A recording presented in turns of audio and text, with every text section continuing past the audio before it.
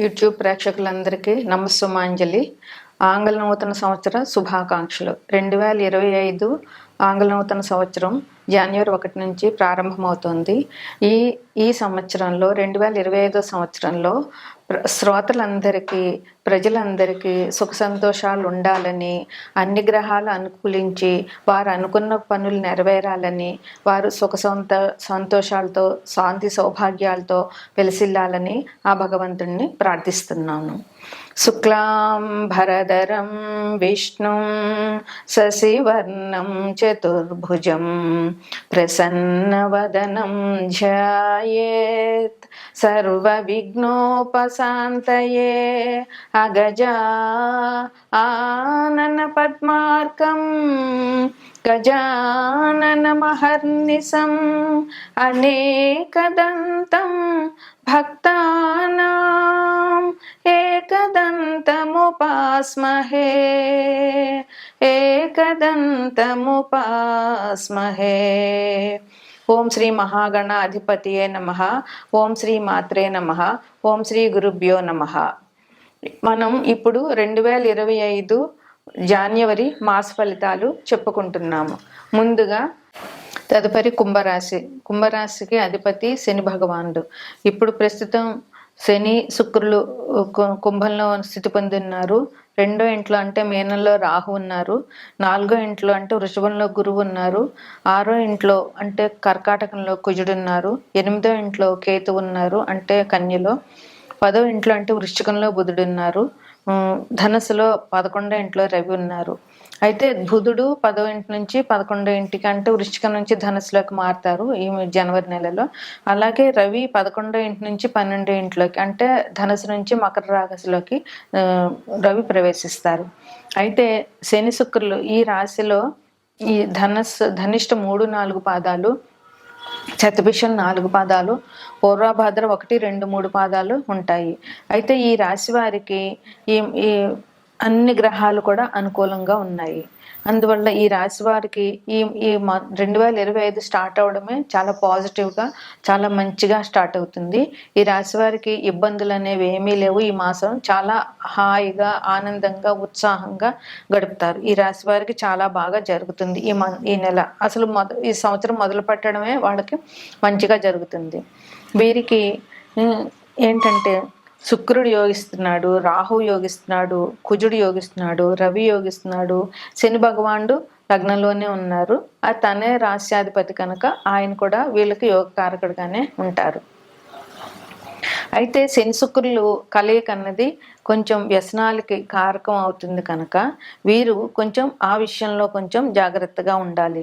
వినోదాలు, విలాసాలు శుక్రుడి కారకుడు. అట్లే వాటి వల్ల వచ్చేటటువంటి అనారోగ్యాలకి కారకుడు శని అవుతారు కనుక వీరు ఎంత బాగున్నా కూడా కొంచెం కంట్రోల్లో ఉండాలి. విలాసాలు అంటే వ్యసనాల జోలికి పోకుండా ఉండడం అనేది ఈ రాశి వారికి చాలా అవసరం. ఒకవేళ జన్మజాతకంలో గ్రహాలు అనుకూలంగా లేకపోతే ఈ రాశి వాళ్ళు శని శుక్రుల మూలంగా వ్యసనాలు పాల్పడి జీవితంలో నష్టపోవడం అనేది జరుగుతుంది. ఈ రాశిలో వారికి మంచి అభివృద్ధి ఉంది, గుర్తింపు, సంఘంలో గుర్తింపు ఉంటుంది, సంఘంలో గౌరవ మర్యాదలు పెరుగుతాయి. ఈ రాశి వారికి అందరినీ ఆకట్టుకుని అందరి మన్ననలు పొందగలుగుతారు. కుటుంబం విషయంలో ఈ రాశి వారికి చాలా బాగుంటుంది. వీరు కుటుంబంలో సభ్యులందరితోటి చాలా మంచిగా ఉంటారు. కుటుంబం మీద ప్రేమ ఎక్కువ ఉంటుంది కనుక ఈ రాశి వారంటే కుటుంబంలో వాళ్ళందరికీ కూడా చాలా ఇష్టంగా ఉంటుంది. అట్లాగే విద్యార్థులందరికీ కూడా జనవరి వచ్చింది అని అంటే కష్టపడడం అనేది తప్పనిసరి. ఎందుకంటే జనవరి, ఫిబ్రవరి, మార్చిలో కష్టపడితేనే వీళ్ళు ఏప్రిల్, మేలో వచ్చేటటువంటి యాన్యువల్ ఎగ్జామినేషన్స్లో మంచి ర్యాంకుతో ఉత్తీర్ణత సాధించగలుగుతారు. అందువల్ల విద్యార్థులు ఈ నెల నుంచి కష్టపడడం మొదలు పెడితే అంటే వారి అభివృద్ధి ఈ నెల నుంచి మొదలవుతుందని చెప్పవచ్చు. వీళ్ళు ఎంత కష్టపడితే అంత మంచి ర్యాంకు వీళ్ళు సాధిస్తారు. అందువల్ల వీరు ఈ జనవరి, ఫిబ్రవరి, మార్చి అన్ని జాగ్రత్తగా మనసు కంట్రోల్లో పెట్టుకుని చదువు మీద దృష్టి పెట్టి విద్యార్థులు కష్టపడవలసిన అవసరం చాలా ఉంది. అలా చేసిన వాళ్ళకి తప్పకుండా అనుగ్రహం అనేది తప్పకుండా ఉంటుంది.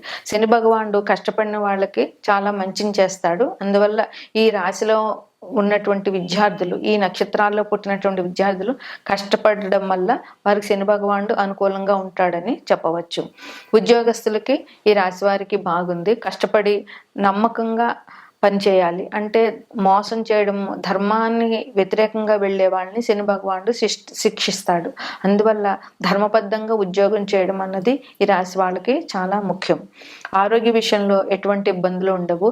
అంటే విందులు వినోదాలు, శుక్రుడు శని స్థితి పొందిన్నారు కనుక విందులు వినోదాలు ఎక్కువ అవడం వల్ల, వ్యసనాల వల్ల అనారోగ్యం వచ్చే సూచనలు ఉంటాయి తప్ప ఆరోగ్యంగా జాగ్రత్తగా ఉన్న వాళ్ళకి ఎటువంటి ఆరోగ్య సమస్యలు ఈ రాశి వాళ్ళకి లేవు.